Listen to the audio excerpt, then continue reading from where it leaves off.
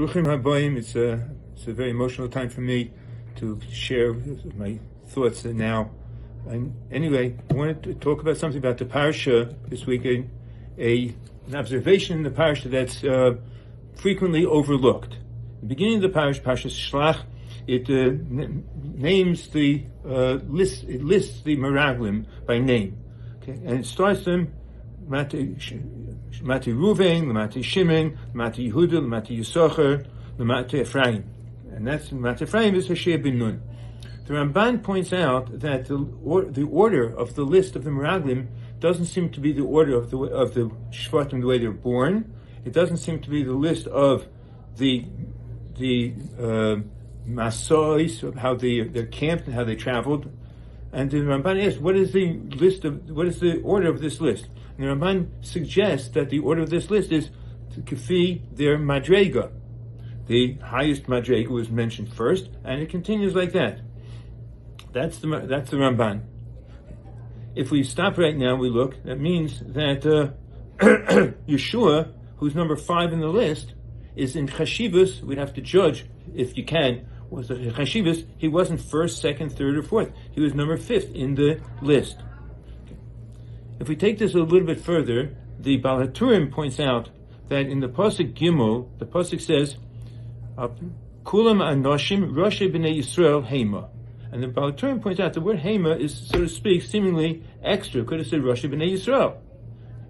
So Baal HaTurim says Hema is a gematria of 50, and it's telling us that all of these Meraglim were the Sorei Chamishim. We know Klal Yisrael was divided up into Sorei Alofim, Sorei Meis, Sorei Chamishim. Sorei Alofim means there were 600 of them over the 600,000 people, and they were presumably Sorei Alofim, they were more Choshev.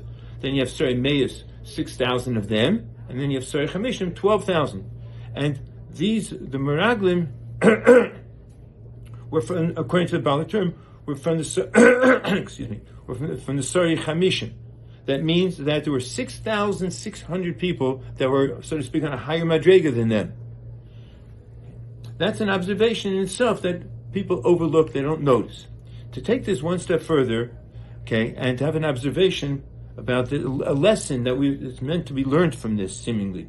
And that is that if Yeshua was chosen, even though he was after 6,600, at least 4 people that were over him, but he was chosen anyway. They were greater than him, so to speak. Why was he chosen?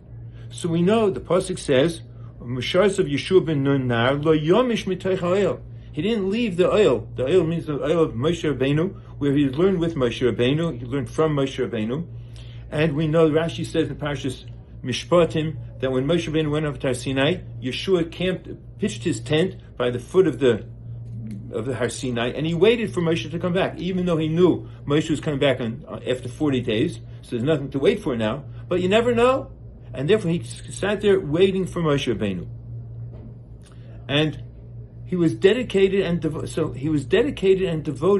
to Moshe Rabbeinu. He was dedicated and devoted to his limudim from Moshe Rabbeinu. Okay? And when we're in Yeshiva, and we have Bochum come in, and we have to see, what has the Bochum accomplished? Where have they risen to? And the truth is, we should not be judging them based on the grades they have on their tests.